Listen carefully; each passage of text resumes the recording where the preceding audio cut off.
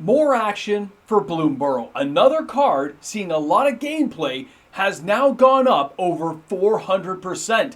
And it's not the only card that we're going to talk about today.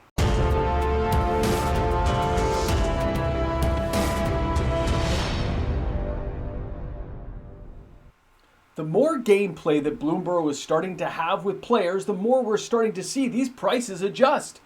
Welcome back, everyone. MTG Moxman here. Thanks again for hanging out with me on the channel today. Now, the card we're going to show and share with you guys first is, of course, the Bloomburrow card that's jumped up over 400%. It has seen a lot of gameplay, and I myself have started using this inside of Arena to really see if it's going to play out well and find a home in my standard deck. So let's start out with that card, and then we'll continue this conversation about how these prices in Bloomburrow are really starting to move. So here's an example of another Bloomburrow card that is shooting up in price, and that's due to gameplay. This is Caretaker's Talent from Bloomburrow. This is another enchantment class card. This thing was above $20 at pre-order, collapsed down to like $1 and change, and now it's starting to adjust because of gameplay, because of players actually playing with the card. So let's take a closer look at this card. It is a 1 white, 2 generic, which means you can splash this thing, and you'll notice the level up ability on this card is a 1 white, or in the level 3 case, 1 white, 3 generic. You can splash this in with a lot of different colored decks. Let's take a look at this. It says, whenever one or more tokens you control enter, draw a card. This ability triggers only once per turn. That's still pretty awesome with the offspring mechanic, and I've been using this myself. Now, when you level it up to level 2, which costs you 1 white, it says, when this creature becomes level 2, create a token that's a copy of target token you control. And that's kind of insane depending on the type of token you're using. And don't forget the card War Leader's Call. That thing is brutal when you have multiple tokens hitting the battlefield and other cards that multiply tokens, like that card from Lost Caverns of Ixalan, the OG, whatever that card is. You guys know what I'm talking about. The one that creates multiple tokens. This card has seen tremendous growth in price, and again, it's due to that gameplay. I myself have used this quite a bit, but this isn't the only card we have to talk about, okay? Let's jump over to our next card, and this one here is On the Trail. Commander Murders at Karlov Manor. Now, this card again, look at this thing. It was nothing, and now it's up to like $9. This one's gone up over 400%, and when you take a look at a closer example of the card, let's remember, it's a 1 green, 1 generic for this enchantment. It says, whenever you draw your second card each turn, you may put a land card from your hand onto the battlefield tapped. Now, I understand this is a commander card, but it just shows you the gameplay and the creation with all these tokens and things going on, that also when you're drawing second cards because of other mechanics, these all start to flip in and become that real synergy you're looking for, and that's where a lot of people are finding these cards. They are experimenting, they are trying, they are making it work, and when it works really, really well, okay? And that has caused a whole surge in pricing on the secondary market. Now, the other thing we still have to come in and talk about is going to be reactions to these cards when you see them. Because these cards are being sought after and the supply is still pretty good right now, when the supply dries up and if demand stays strong, you are going to see cards like this go a lot higher in price. And as a rare, this gives Wizards of the Coast a lot of reprint equity. It gives stores a strong card that's going to have sale value and players will want it. But then you're also going to have players who own the card recognizing the value, and if they want to trade it in, they know they're going to get a good bang for their buck on a card like this. But there's still one more card to share with you guys because this one's still jumping up in price, and I kind of thought it was going to calm down.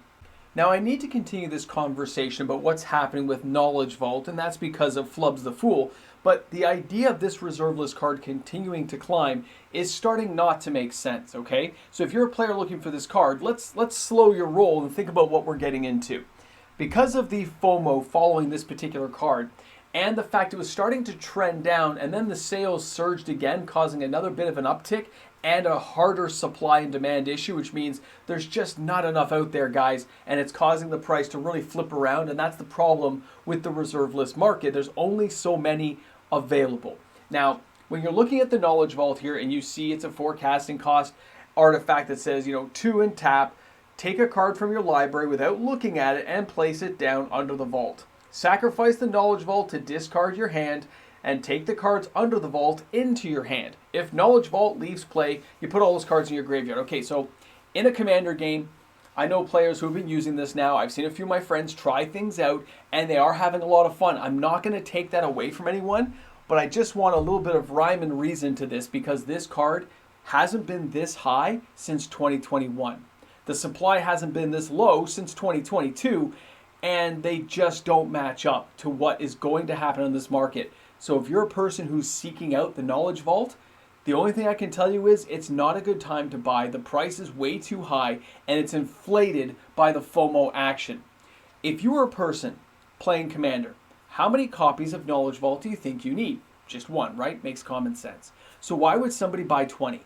Why would somebody pick up 15? Those are speculators hoping to cash in on some of the FOMO event we're having right now with this card. So I want you guys to realize that chances are people are going to start dumping these off if they have a strong position and they can't capitalize on it. They'll lower their price and put it out, but really it's going to keep falling at this point. It may have a bit of a surge right now, but it can't be suspended at these levels and this high of a price. It's going to drizzle down. And let's not forget, there were players who bought the Italian copies at a much more reasonable price even before this thing started spiking up. Some other people hit the Italian copies because those are available as well, and they still count as tournament legal. Not that it really matters for a casual Commander game, but these are all caused by flubs, so keep it in mind, okay? I wanted to touch on that because this is one of those cards that when I look at this on the reserve list, this isn't me having fun with Soldevi Excavations. This isn't even Soldevi Digger when it was matched off with River Song from Doctor Who. Those, at least, $15 wasn't a big deal.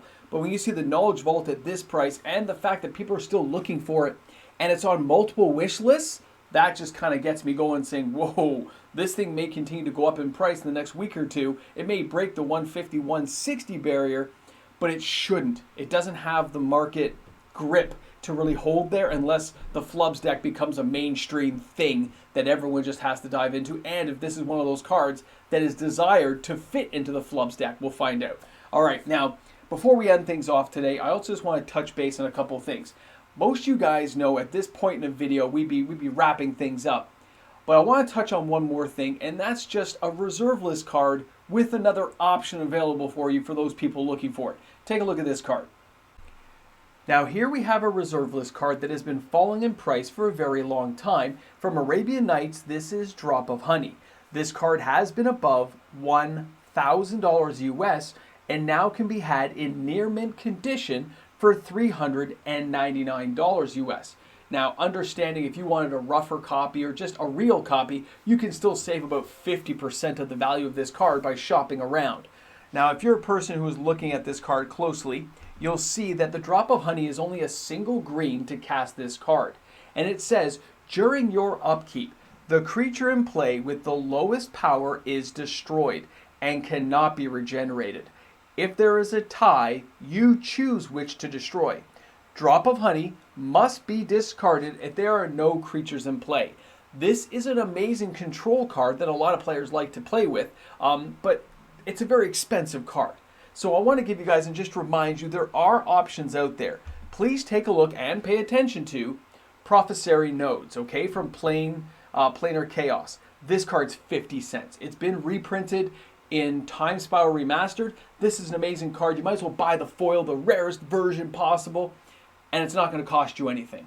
Now, you're asking, of course, it's a white card, I understand, but this is basically a copy of Drop of Honey, but in a different color context. As a 1-white enchantment, it says, at the beginning of your upkeep, destroy the creature with the least power. It can't be regenerated. If 2 or more creatures are tied to the least power, that's right, you get to blow it up. There's no creatures you can see.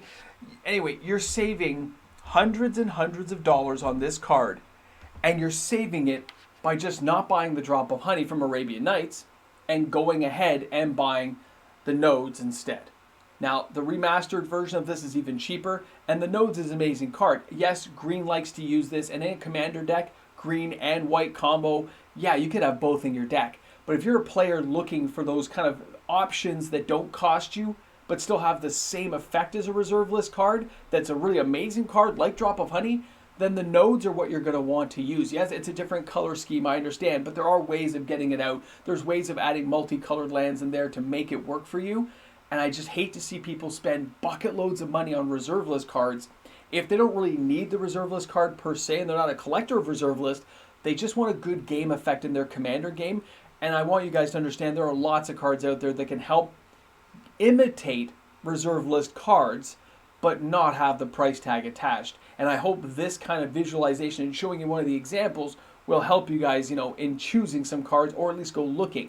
And if you have any questions about that, you can always hit me up on my email. If you're one of my patrons or Discord members, you can go ahead and hit me up there as well. I always answer. You guys know that. It's just one of those things where I was like, when people start asking that question, I was like, no, you have this option instead. It'll save you so much money, and you can put that money elsewhere. Anyway, thanks again for hanging out with me today for another video. I hope you enjoyed today's content, and I look forward to seeing you guys tomorrow. Have an awesome day, and enjoy Magic the Gathering. It's such a great game.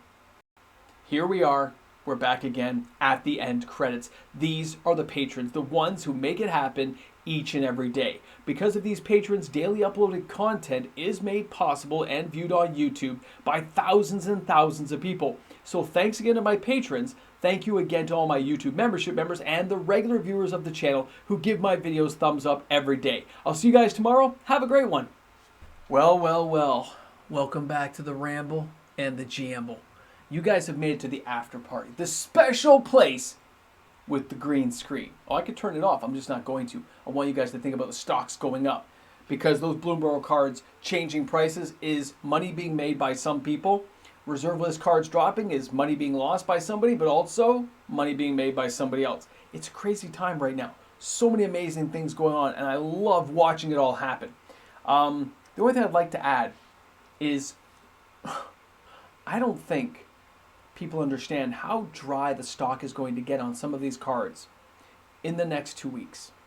Because there's so much products coming out, we are going to have that situation where Duskmoor and spoilers start showing up. The luster comes off of Bloomburrow, although I don't think it should, it will. And the sales will slow down. And that means some of these singles are going to be driven higher in price, and it's something to keep in mind. Now, also the Murder at Karlov Manor card from the Commander deck, that's interesting to see how some of those cards may start coming into play.